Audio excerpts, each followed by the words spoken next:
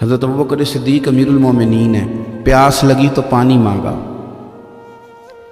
لوگوں نے شہد ملا کے پانی پیش کیا، پانی منہ کے قریب گیا تو جناب صدیق اکبر کے بغیر کسی اختیار کے چھم چھم آنسو بہے، اتنا روئے کہ لوگ کہتے ہمیں پتہ کوئی نہیں تھا بات کیا ہے، پر ابوبکر کا رونا دیکھ کے ہمارا بھی رونا نکل گیا، پتہ نہیں تھا ہوا کیا ہے، کس وجہ سے رو رہے یہ نہیں پتا تھا، ان کو روتے دیکھا تو ہم بھی رو پڑے۔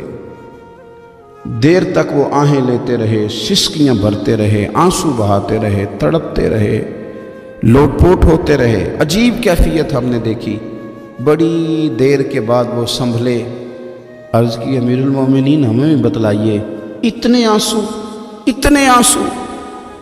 جناب صدیق اکبر رضی اللہ تعالیٰ عنہ فرمانے لگے میں ایک دن حضور کی بارگاہ میں حاضر تھا تو نبی کریم علیہ السلام کسی چیز کو فرما رہے تھے، ہٹ جا مجھ سے دور ہو جا، مجھ سے دور ہو جا، مجھ سے دور ہو جا، تو فرماتے ہیں میں نے بعد میں عرض کی حضور آپ کس چیز کو ہٹا رہے تھے؟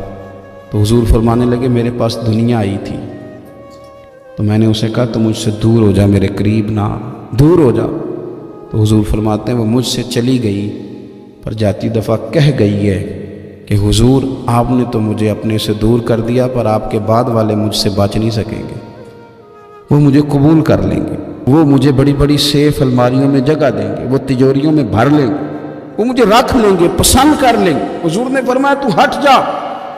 حضرت صدیق اکبر فرمانے لگے میں پانی مانگتا ہوں، مجھے شہد دیتے ہو، مجھے دنیا دار نہ کر دینا، مجھے اس آسانی میں مبتلا نہ کر دینا، مجھے ڈر لگتا ہے ان لوگوں میں نہ ہو جاؤں جن پر دنیا پھیلا دی گئی، پھر وہ اللہ کے ذکر سے غافل ہو گئے۔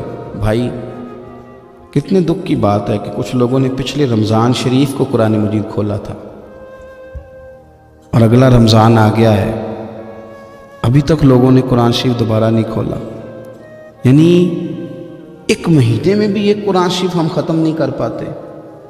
کیا ہم روز فون نہیں سنتے؟ کیا ہمارے پاس جو SMS آتے ہیں ان کے جواب نہیں دیتے؟ کیا ہم اپنی مرضی سے اپنی طبیعت کے مطابق نیند پوری نہیں کرتے؟ کیا ہفتے میں 1-2 دفعہ ہم باہر سے جا کے کھانا کھانے کا پلان نہیں کرتے؟ سارے کام ہم کر رہے ہیں، ٹائم نکل رہا ہے، دوستوں کے ساتھ ملاقاتیں ہو رہی ہیں، خوش گپیاں جا رہی ہیں، تو کیا وجہ ہے؟ قرآن پاک ہمارا مہینے میں 1 دفعہ ختم کیوں نہیں ہوتا؟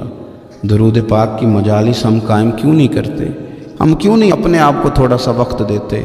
کیوں نہیں ہم اپنی روحانی زندگی کو آباد کرنے کے لیے تھوڑا سا آگے بڑھتے؟